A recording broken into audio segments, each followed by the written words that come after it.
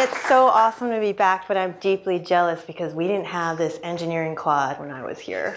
Every single year I come back, I get more and more jealous about how awesome you guys have it. But Stanford was the best place to have my undergraduate degree, as you'll see in my presentation. So to answer what the baobab tree is, it's this tree that is native to Madagascar, and my co-founder Eric Darnell directed all 4 Madagascar films, so we thought it made sense. Also, it has an amazing story, because I'm going to talk about storytelling today, about how the gods were angry at this tree, so they threw the tree down and it fell upside down, and its roots were the branches instead, and its head became the roots, and that's why it's such a funny looking tree. But the mission of our company is to inspire you to dream by bringing out your sense of wonder, and we felt this tree really showed that. So I'm going to talk today about defining your own path. I'm going to tell you about my path to becoming an entrepreneur. I never expected to become an entrepreneur. I'm deeply introverted, deeply insecure, all sorts of issues. So I didn't think I would have what it took to become an entrepreneur. But through my path from Stanford to eBay, through Zynga, from Hollywood, Pixar, etc., I found my voice, and that was always by not allowing other people to tell me who I was and who I could be. It's like, am I a woman or am I a man? Am I introvert or extrovert? Am I a fuzzy or a techie? Am I a suit or a creative? And it's rejecting all of that and defining your own path and saying that you can be whatever you want and don't follow the buckets that people want to put you in. So my path, I started off at Stanford. I knew I wanted to do entertainment, so I looked up all the studios' job openings before coming to Stanford and saw what did they want me to major in. It says communications and econ usually. I took those classes, but I loved computer science the most because it was the most difficult. They found that really intellectually stimulating. So I started doing that and then doing symbolic systems, because then I started getting excited about logic. And then I took a class at Stanford University Digital Arts Center and realized I could combine art with the psychology, with the engineering. And the amazing thing about Stanford is, unlike the other schools out there, which are mostly on the semester system, the quarter system allows you to take as many classes as you want. So I took all sorts of classes like coastal environmental zone, where I was supposed to travel different beaches on the California coast and study them, which is the best class ever. Highly recommend that you guys take that class. But I fell in love with animation in particular. And I sought to design my own major. And Stanford is one of these schools that allows you to do it. I think Brown is the only other school, I believe, that lets you do it. Stanford doesn't believe that you know what you want to do until you've tried out a bunch of classes, which is totally true. So I designed my major here. And then I went to eBay. So why did I go to eBay when I wanted to do animation? It's called Tiger Parents. So I really wanted to do animation so badly.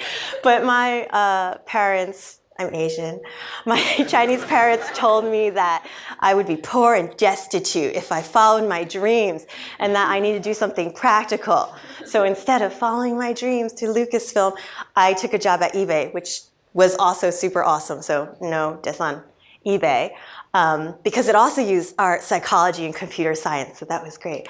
But the entire time I was there, I would take classes at De Anza College, community college, because all the Lucasfilm animators would teach there. So at nighttime, I'd take the classes, thinking about the day that my stock options would be worth enough so I could finally escape and do my true passion. But by taking these classes at night, I really learned about the skill of animation and continued to define my own path there instead of just doing one thing. I also found that by drawing every single day and doing art, it made me better at my job at eBay on the business side, which I thought was really strange because I thought it was always about focusing and just doing one thing. But by being cross-disciplinary, that's when you start finding connections between the different disciplines. The best advice I ever got was from a professor here. Her name was Lori Loeb. She was a visiting professor, and she taught animation. She's at Dartmouth now, leading up animation. And back when I was at Stanford, when I was all angsty about wanting to do animation and my parents not letting me, she said, don't worry about knowing what you want to do. The most important thing is to do whatever job it is that you have and do it really well. Because you'll learn something that will help you in your path later, and the people around you who see you work so hard with your work ethic will come out of the woodworks later on and help you. And I'll show you through the path how that actually did happen. So finally, after doing eBay 5 years, I'm like, it's time. I've saved up enough money. It's time to pursue my passion. And I was going to apply to Art Center to get an MFA. But guess what? The deadlines had passed, and I was really sad. And my mom said, why don't you apply to round 3 of business school? And I thought, because I hate business. But like a dutiful Confucian daughter, I applied to Harvard, and I got in. But I was going to say no, because I knew I just really wanted to do this animation thing. It's very stubborn. But my boss at eBay said, don't be an idiot, Maureen. You think Hollywood's so cool, it's sexy, but you don't know. Don't say no to Harvard. First, go try it out, and then make your decision. So I emailed everyone in the Stanford alumni database that had anything to do with entertainment animation, like 5 people or so. And they all responded to me because the Stanford alumni database and network is very strong. And they gave me all sorts of internships in Hollywood. So I quit my job at eBay, I drove down to Hollywood, and I took on every single internship I could possibly get my hands on to learn. So I was doing script development with Michael Ellenberg, who is now the HBO drama dude, and also talent manager assistant to Joseph Gordon-Levitt and Zach Braff and Paul Dano. And I learned from that experience that everything is a business at the end of the day, and that my mom is always right, and that I should go to business school. So I went ahead and went to business school, where I ran for president of Entertainment Media Club. But there I was super angsty too, because they are mostly from the East Coast, and they would say, oh, you're that creative person. And I was put in math camp because I didn't come from a finance and consulting background at the time, and found my own path there. So internship between business school years is the most important thing you can do in business school. So I applied to Pixar. Ali Rogani, who is a graduate of Stanford GSB, was the CFO of Pixar. And he's like, oh, you should totally come do accounting finance. I hate accounting. So I was like, no, I don't want to do that. I want to get paid minimum wage to bring coffee for the crew of the Pixar staff. But they were angsty about that too, because they said, you're from business school. You belong here with the numbers. You're a suit. You're not a creative. So I had to fight real hard to form a path to make sure that I got the internship that I wanted.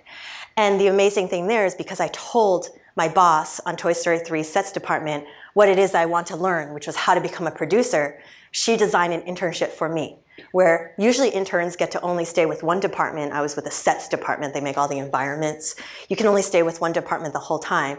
She formed an internship where I could shadow every single department, editorial, art, characters, etc. And that's because I told her what it is that I wanted. The point is to always ask for what you want, because people in general want to make you happy and want to help you. And if you don't ask for it, it's not going to happen. So especially for ladies out there, you definitely have to do this, because dudes just naturally do it, not to generalize. So I worked on Toy Story 3 in production. And then after that, instead of going back to Pixar, because I realized from my newly awesome Harvard Business School education that starting an animation company was really hard. Because if I had one flop of a film, if I didn't have a theme park division to buffer against the loss, my entire company would probably go down. Also, unless I had huge amounts of capital or unfair distribution advantage, it probably didn't make sense to go compete against a Disney, Pixar, or DreamWorks. But I was also attracted to startups, and Pixar was a very mature industry at the time, and I wanted to be part of something new, creating a new industry. So I joined Zynga right when they started and was there for 6 years.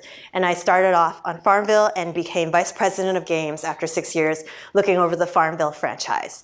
And that was crazy. I did not sleep, and I slept 4 hours a night, clicking refresh on my computer at like 2 a.m. in the morning to see if the numbers are going to go down, because I didn't want Mark Pincus to yell at me if the numbers went down, because he has a dashboard every morning where he sees every game and day over day change and week over week. And if it was red and down, then you were in trouble. So I was constantly clicking refresh. It was traumatic.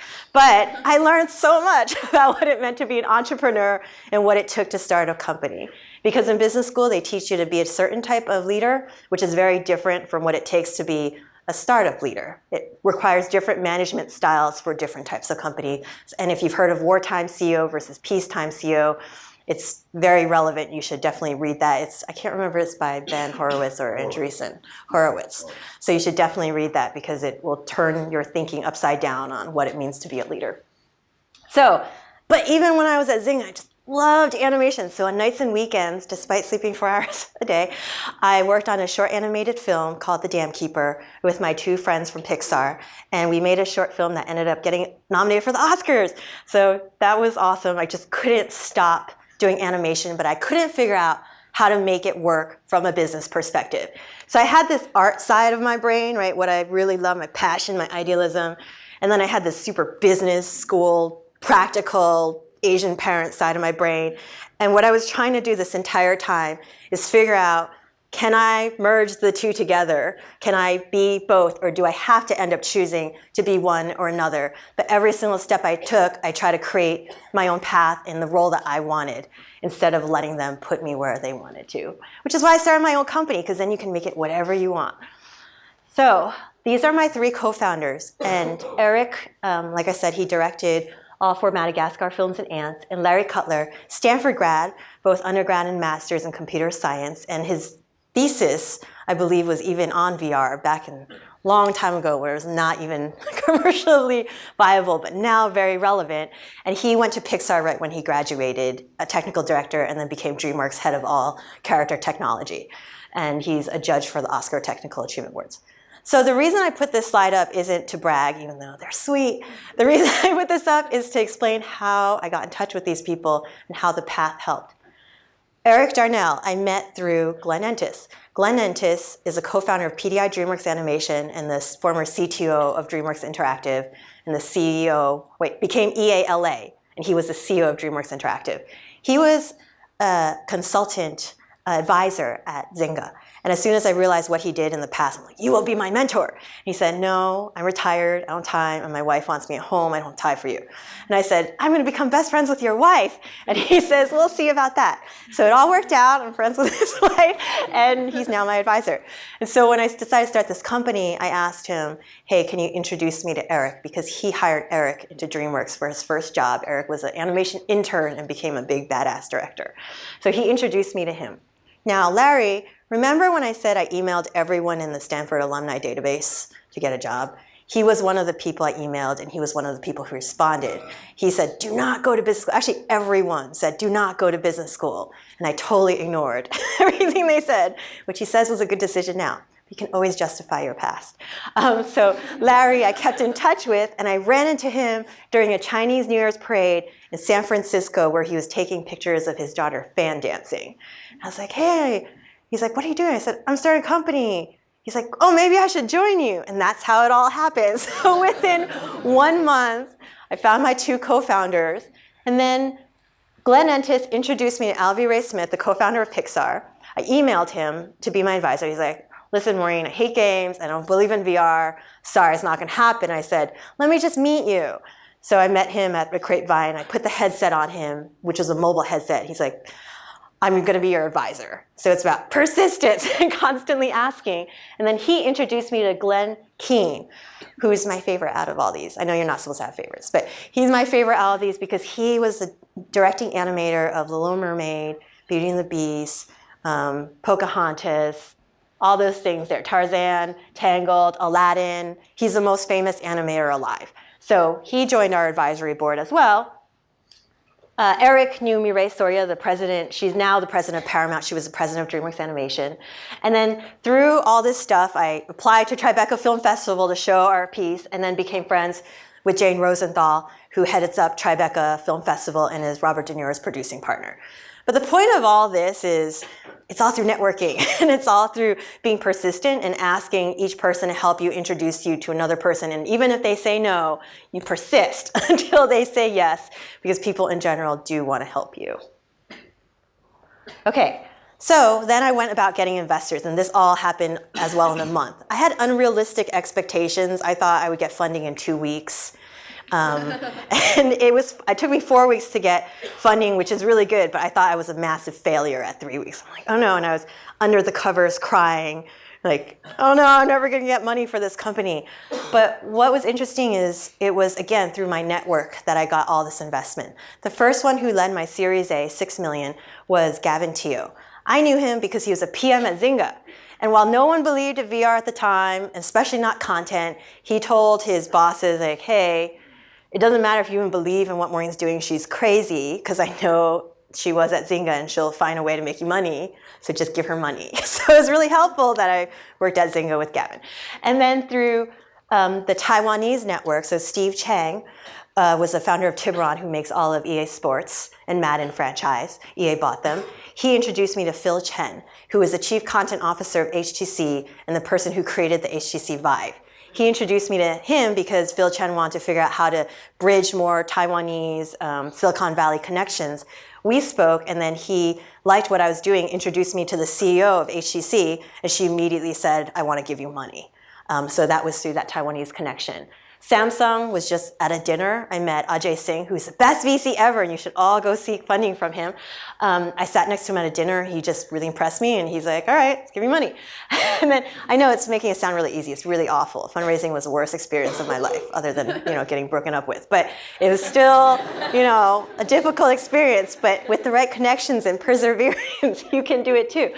And then Phil Chen eventually went to Horizons Venture, who is the biggest fund in China, along with Alibaba and Tencent. And so he introduced me to the head of the fund there as well. And then Mark Pincus was my old boss, and I was like, Mark, you owe me, Farmville, give me money. And so he also introduced me to Peter Thiel, and through other connections to Youku. And for entertainment, we have Comcast Ventures, like I said, 20th Century Fox, Peter Chernin. Advanceit is run by Sherry Redstone, the vice chairwoman of Paramount Viacom, and Evolution Media Capital, which is CAA and TPG. So, and SMG is the biggest media conglomerate in all of China because, China is where all entertainment's going, so you want to make sure to have access to that market. One thing you'll find interesting here is they teach you in business school not to go for strategics. You should go for financial institutions. I found that strategics have been incredibly helpful to me because I knew that VR was going to take forever. All these people going to pitch, VCs are like, oh, it's here, VR is here. I did the opposite thing. I said, VR is not here. VR is going to take forever. And because of that, I need an investor who's going to stay with me for the long term. Are you the one? Because you should be honored that I'm even talking to you, and you should be honored to give me money. So that's the attitude, by the way, you have to take when you're seeking funding. But the strategics were helpful because they were invested in VR themselves. So they cared about VR. They needed to succeed. So they need my content. So they can ride out the waves, the bumpy, the hype cycle, the Gartner hype cycle, trough of disillusionment, all that wave. And so they've provided a lot of help. And they know where things are going because they have all the data, right, for their headsets. They give me all that information. They tell me what their strategy is. They give me free technology, all that. So it's been actually quite helpful for me to have strategic investors. Okay, how many of you are athletes? Okay. How many of you are musicians or singer-songwriters? That's a lot. How about astronauts? Come on, at least one. Okay, so usually because you guys are young and idealistic and wonderful, you guys actually raise your hands. But usually, if I were to ask this question to a room of adults, nobody would raise a hand. And when you were 5 years old, you all thought you could be all those things. So the question is, if you don't believe that you can be all these things now, what happened from when you were 5 to becoming an adult that made you think that some of these things were no longer possible? Right? Maybe someone told you your sculpture and art class wasn't quite right, or you had a tiger parent who told you you should be more practical.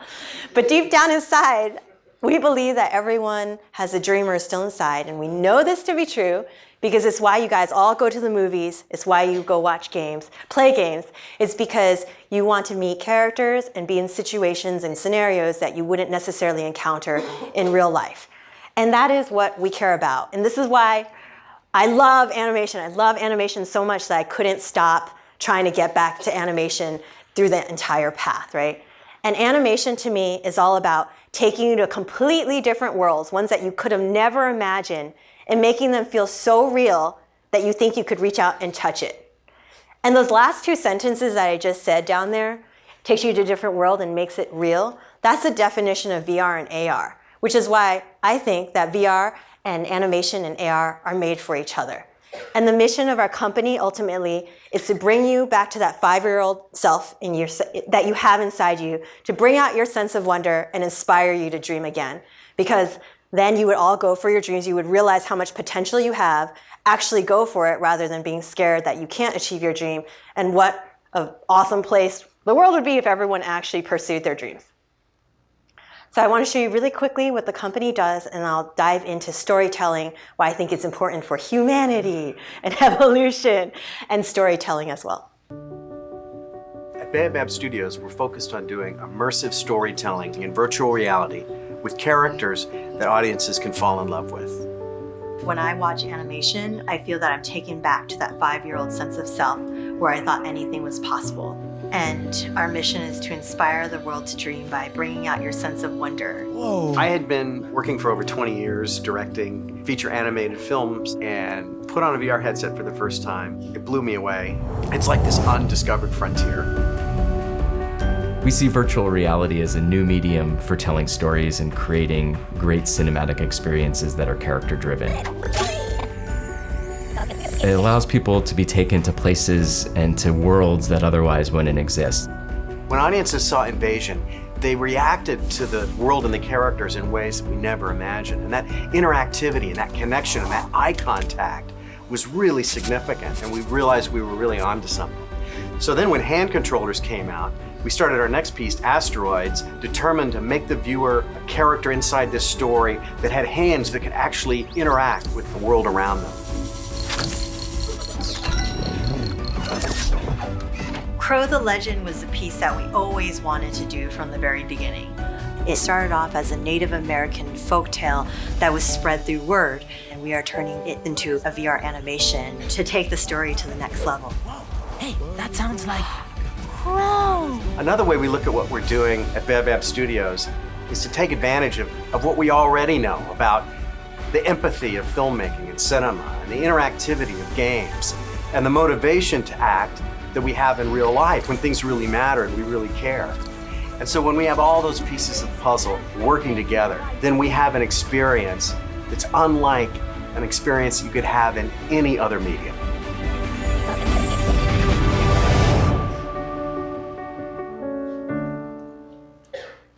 How many of you have tried VR? Wow, that's amazing. Okay, how about AR? AR is going to have the same problems that VR has, just secret.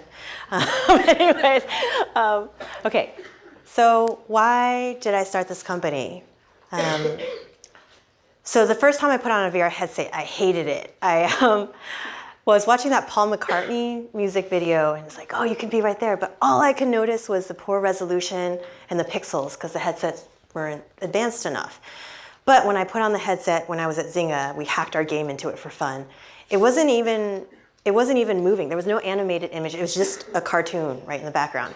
And I realized that this is the future of animation because animation, when you watch animation, it's suspension of disbelief, right? You don't expect it to look real and you get completely sucked in. So you're not noticing the pixels versus when you're doing real life or special effects. We care so much about whether or not it looks real or not, which is why sometimes, like, if you guys watch the old Final Fantasy movies, it feels kind of weird. You can tell that they're not really human. So I was really excited. I'm like, oh my gosh, I need to go do this immediately. I need to join a company, but I couldn't find a company that did what I wanted to do. So that's why I had to start a company. So it wasn't because I always thought, oh, I want to be an entrepreneur, because it's really hard. Totally worthwhile, but really hard. And so I kind of stumbled my way into it. And I love storytelling. So there's this theory. How many of you have read the book Sapiens? Yes. So there's this theory, evolutionary researchers believe that the reason why Homo sapiens might have been survival of the fittest and won out is because of rumors, which is our ability to tell stories. You can say, there's a lion over there, don't go over there. Or someone's like, hey, Hector killed the lion with this chisel in this way. And all the kids around the campfire are like, oh my gosh, I want to be just like Hector. It's about putting yourself in another person's viewpoint and putting yourself in another scenario. And you kind of wonder, what would I do if I were in that situation? But in VR, you don't have to wonder. You actually are in that situation. You actually have to act, and it reveals who you are. But storytelling is extremely powerful because it gets you to care so much about a character that you want to watch to the end of it, right? Because you want to know what happens to that character. You want them to fail. You want them to succeed. And we believe that VR and AR lets you care about that character even more so than all its previous mediums. So to give you an example, you see this scene right here in Invasion, which is our first experiment that we ever did. This little bunny comes up and sniffs you. Now, this isn't, crazy, because if you think about if you watch Deadpool, right? Deadpool comes up and talks to you. It's called breaking the fourth wall. You don't usually in cinema break the fourth wall. The actors don't acknowledge you because you're in your theater seat and you kind of know that Deadpool's not actually talking to you. But this weird thing happens in VR. People would actually get on the ground and start bouncing around, mimicking her motions, absolutely sure that she was reacting to them when actually it was canned animation at the time. They would try to reach out and pet her. They would coo at her. They would talk to her. They would wave at her. And there's this scene where the aliens have their lasers pointed at you and she's hiding behind you, and people say, oh my gosh, I'm a bunny shield. I need to save her. And I can feel the snow and her breath on my shoulder, and it was really the air conditioning in our office. But they just believed it to be real, because when you're in VR, your animal brain makes you believe that this thing is real. And how powerful is that? If you start believing that she's real, how much more do you bond with her? How much more do you want to see what happens? How much more responsibility do you feel you have for her and want to actually help her, right? And this ended up, at the beginning, no one gave us a time of day. We started our company because they're like, no one wants to watch animation and comedy. They only want hardcore zombie shooting games. This ended up becoming the #1 downloaded experience across all headsets, beating out all the games, beating out all the licensed IP and all that. And we think it's because of this specific moment. Because afterwards, people are like, I want that bunny. And we made a plushy bunny so they can hug it. Then tell your friends about it. And then if you're a person and you buy it at Christmas and you want to share it with your kids or your nieces and nephews or your grandma, what are you going to show them, right? You're not going to necessarily have them shoot zombies, right? But you love showing them a cute bunny that's going to come talk to you. So we want to take our learnings from that moment when she's making eye contact with you and put that into asteroids. And then hand controllers came out. So we said, can we make you not only care about these characters because you believe they're real, but can you do something about that caring now? Turning empathy into action is called compassion. Can we get you to act on behalf of these characters? So in Asteroids, you are this menial task robot. You're the lowest of the low. You're in space with Mac and Cheese, or the two aliens, and you, with Peas as your robot sidekick. And you're helping them on your mission, but you suck and they don't respect you. But by the end, if you help them enough, you redeem yourself. You have your own little character arc. You save somebody's life and you become a respected member of their team, and they bow to you and thank you at the end. And you become a respected member. So that was really interesting because we wanted to test with that. But we also learned that interactivity, a lot of people have tried to merge games and film together. It's really hard because when you put interactivity in there, people just want to push all the buttons and interact, and they completely ignore the story, right? But by putting interactivity in there, then they become even more immersed. So it's trying to figure out that fine line between the two things. So we iterated on Crow. So, oh, by the way, we won an Emmy for both Invasion and Asteroids, so we're really excited about that. And we got Ethan Hawke for Invasion, and for Asteroids, we had Ingrid Nilsson, the famous YouTuber, as well as Elizabeth Banks, because I'm all about casting women. And for Crow the Legend, this one's going to launch really soon. It's starring John Legend, who's a star and also executive producer, Oprah, Ty Sheridan from Ready Player One, Constance Wu from Crazy Rich Asians and Fresh Off the Boat, my favorite show of all time, Liza Koshy, the top #2 YouTuber, and also Diego Luna from Rogue One. So we have a sweet, sweet cast, and we are poor start. Okay, not that poor because we raised $31 million, but still poor. So stars are expensive.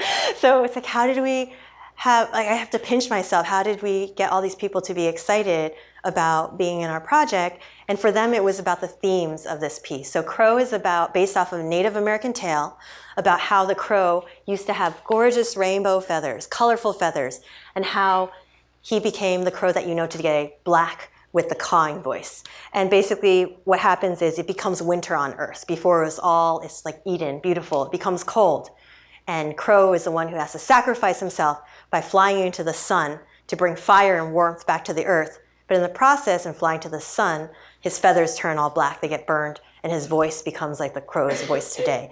And there are deep Native American themes about sacrifice and community. And what we learned through this process of adapting it is Native Americans were put into re-education camps and told that they weren't allowed to tell these stories because they were pagan. And so we were really excited about being able to tell these types of stories and partnered with Native Americans and philanthropy in order to tell the story. So we have Sarah Eaglehart, which is the coolest name ever, and also Randy Edmonds, who's a tribal elder who voiced characters in here, but also helped us to make sure that we were true to the original vision. But in this one, we made you the spirit of the seasons. So you are the asshole who makes it winter. So you wave your hands around. Sorry if I'm allowed to curse. But they say, there's a study that said that the more you curse, the more successful of an entrepreneur you are. So, but anyways, so instead of having you push buttons, because we don't want people, when you're in the headset, we don't want you to think, which button do I need to press to make what happen? Because that takes you out of the experience. We decided we wanted it to be seamless. So you don't have to push any buttons. You just wave your arms around, and that is what incites the action. And so when you wave your hands this way, you make the flowers bloom. And when you wave your hands, you make the snow fall. And so you turn it into winter, and you make it so that the animals are frigid and maybe going to die and forcing Crow to go. But we wanted to see if this time, instead of being a fly on the wall or a passive viewer, or someone just with arms, what is it like if you have power over these creatures, but they don't know you exist? You have responsibility. What do you choose to do as a human being? Will you try to screw with them, or will you actually try to help them? And we're really excited about this piece. As you notice, the cast that we cast, I want to make sure that it was an inclusive cast, because especially in Hollywood, there are very few minorities or women behind and in front of the camera. So that's something that I felt was important, which I also think is very important in VR, because it's combining two super male-dominated industries, right? You have tech and you have gaming, the two industries that I come from. And when we're creating a completely new industry, we have a chance to actually make sure that women are there from the really beginning, which, by the way, means that there needs to be women where the money's at. Because there was a study, I believe, from Stanford that showed that a woman who's doing a presentation for pitching to a VC with the same exact pitch deck as a male is, I believe, 40% less likely to get funding. The exact same pitch. And I think the Stanford study was showing slides with a female voiceover versus a male voiceover. Same exact deck. Woman was less likely to get funding. So you got to fix that, and you guys can do it. So for a lot of ladies, it would be great if you guys didn't only be the ones to start companies, but also are the money, because that's where a lot of the power is at. It's like who you decide to fund ultimately. Okay, so if there was a little girl crying on a park bench, let's say Central Park, and she's too young to be by herself, if you see her crying in a film, you're going to feel really bad for her, but you're probably not going to get out of your seats, right, and go like touch the screen and try to help her because it's in a theater. In a game, you'd go talk to her, but maybe the reason you talk to her is because you're trying to win. You're trying to get a key, get information to solve a quest, get to the next level. It may be very egocentric. It's a story of you. In real life, you would go talk to her because you genuinely care about her and you're worried about her and you want to save her, right? So we believe that VR AR allows you to have the empathy of film where you care so much about that character. You have the agency of games where you can do something about your caring, but you do it because you genuinely care, not because you're trying to win. And we think this is the magic of what VR AR gives us, and it's a completely new medium and something that we are super excited about.